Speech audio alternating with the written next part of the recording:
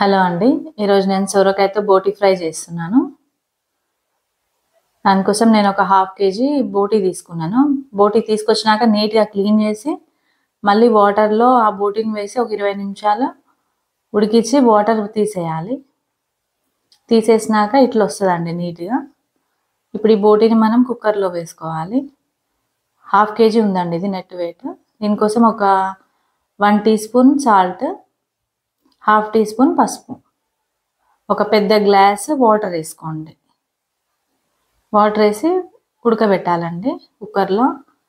నేను 12 విజిల్స్ పెట్టినాను. బోటి ముదురు ఉంటే ఇంకెక్కువ పెట్టుకోండి, ఇంకొంచెం లేత ఉన్నా 8 విజిల్స్ పెడితే సరిపోతుంది. నాకు 12 విజిల్స్ వరకు పడతాయి, అందుకే నేను 12 విజిల్స్ పెట్టినాను. ఇంక మనం ఫ్రై చేసుకోవడానికి రెడీ చేసుకుంటున్నాము. నేను ఒక 5 టేబుల్ స్పూన్స్ ఆయిల్ వేసిన అండి. నాన్ వెజ్కి ఎప్పుడైనా ఆయిల్ ఎక్కువనే పడుతుంది.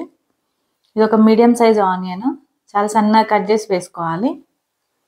ఈ ఆనియన్స్ మంచిగా బ్రౌన్ కలర్ వచ్చే వరకు ఫ్రై చేసుకోవాలి.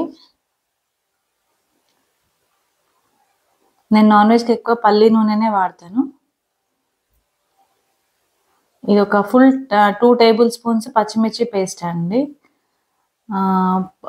లేదంటే ఒక 10 పచ్చిమిరపకాయలు పేస్ట్ చేసుకోండి. లేదంటే మీ కారం మీరు ఎట్లా తింటారో దాన్ని బట్టి కారం అడ్జస్ట్ చేసి వేసుకోండి. ఇందులో మనం ఓన్లీ పచ్చిమిర్చినే వాడతాము, కారపొడి వాడమన్నమాట. ఈ పచ్చిమిర్చి కూడా మొత్తం పచ్చివాసన పోయే వరకు, ఆయిల్ నొదిలి పెట్టే వరకు ఫ్రై చేసుకోవాలి.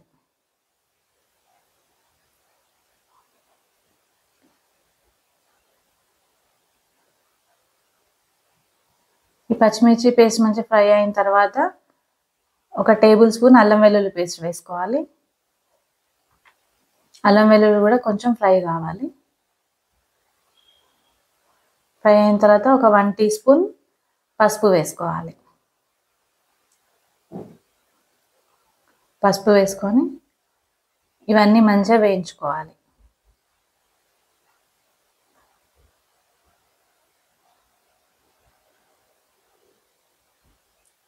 వేయించుకున్న తర్వాత మనం ఉడకబెట్టిన బోటి ఉంది కదా, ఆ బోటిని ఆ వాటర్ తీసేసేయాలి. వాటర్ పంపేసి ఓన్లీ బోటిని ఇందులో వేసుకోవాలి. ఇట్లా ఎందుకు వేసుకుంటామని అంటే, ఆ వాటర్ కూడా యాడ్ చేస్తే ఎక్కువ స్మెల్ వస్తుంది. అందుకని చెప్పేసి వాటర్ నేను తీసేస్తాను. బోటి కొంచెం స్మెల్ ఉంటుంది కాబట్టి స్మెల్ రాకుండా ఉంటుంది. ఆ వాటర్ తీసేసి మనం ఓన్లీ బోటీని మాత్రమే ఫ్రైలో వేసుకోవాలి. ఇట్లా ఒక 5 నిమిషాల వరకు సిమ్లో, ఈ కర్రీ అంతా సిమ్లోనే చేసుకోవాలండి. సిమ్ కన్నా కొంచెం ఎక్కువ పెట్టండి. మీడియం ఫ్లేమ్కి తక్కువ, సిమ్కి ఎక్కువ, అట్లా పెట్టి మొత్తం ఫ్రై చేసుకోవాలి. ఒక 5 మినిట్స్ ఇట్లా ఫ్రై చేయాలండి. ఫ్రై చేసినాక 1 టేబుల్ స్పూన్ ధనియాల పొడి, half tea spoon garam masala, కొంచెం కొత్తిమీర వేసి మంచిగా కలుపుకోండి.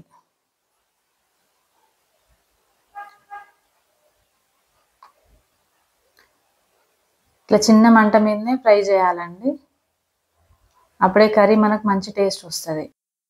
ఒక 1 టీ స్పూన్ సాల్ట్ వేసుకోవాలి. వేసుకొని మంచిగా కలుపుకోవాలి. ఇట్లా ఒక 5 మినిట్స్ వరకు చిన్న మంట మీద ఫ్రై చేస్తూ ఉండాలి. నేను హాఫ్ కేజీ బోటికి పావు కేజీ సొరకాయ ముక్కలు తీసుకున్నాను అండి. మీరు హాఫ్ కేజీకి హాఫ్ కేజీ కూడా తీసుకోవచ్చు సొరకాయ ముక్కలు. సొరకాయ ముక్కలు కూడా మంచి ఫ్రై కావాలి. బోటీని 5 మినిట్స్ ఫ్రై చేసిన తర్వాత అప్పుడు సొరకాయ ముక్కలు వేసుకోవాలి. ఈ సొరకాయ ముక్కలు కూడా మంచిగా ఫ్రై కావాలి.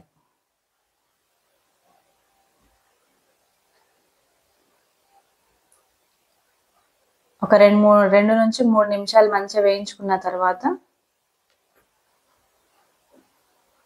మళ్ళీ మూత పెట్టి ఉడికించుకోవాలి. మనం కర్రీ మొత్తం సిమ్లోనే పెట్టి చేస్తామండి. సిమ్కి కొంచెం ఎక్కువ పెట్టండి అంతే.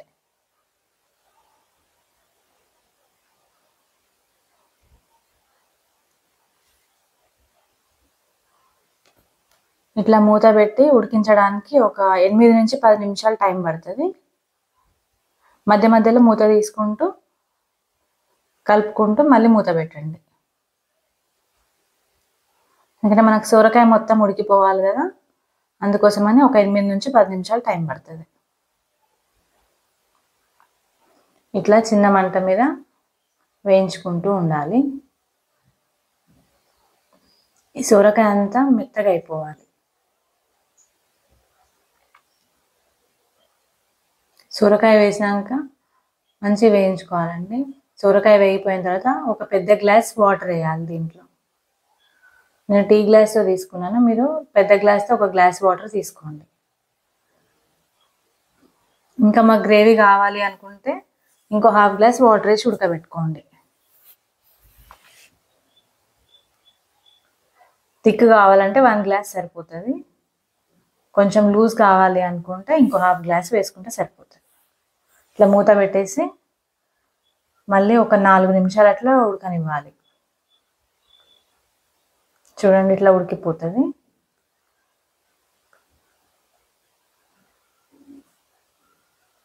బోటి ఆల్రెడీ ఉడికిపోయింది కాబట్టి సొరకాయ మొత్తం ఉడకాలి. అందుకే మనం మూత పెట్టి ఉడికించుకుంటాం సొరకాయ వేసిన తర్వాత.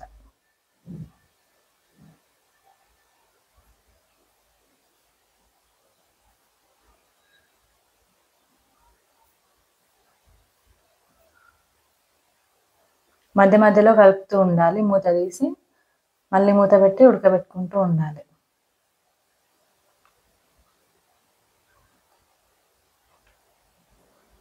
దీంట్లోకి మనం ఇప్పుడు ఒక ఫుల్ టేబుల్ స్పూను కొబ్బరి పొడి వేసుకోవాలి. కొంచెం కొత్తిమీర వేసుకోవాలి.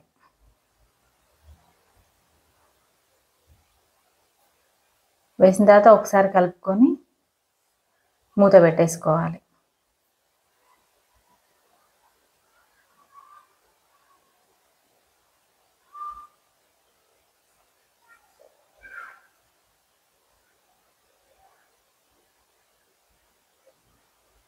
ఈ బోటి మీకు ఎంత ఉడికితే అంత బాగుంటుంది.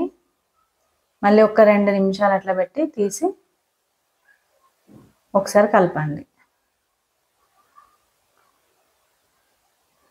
ఇట్లా మధ్య మధ్యలో తీసి కలుపుతూ ఉండాలి.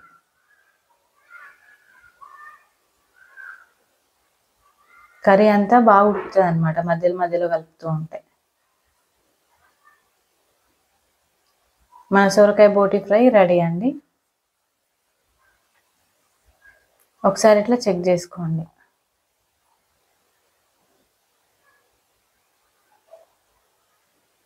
మనకి తెలుస్తుంది అనమాట ఉడికిందా లేదా అని కంప్లీట్గా. ఓకేనా అండి? Thank you.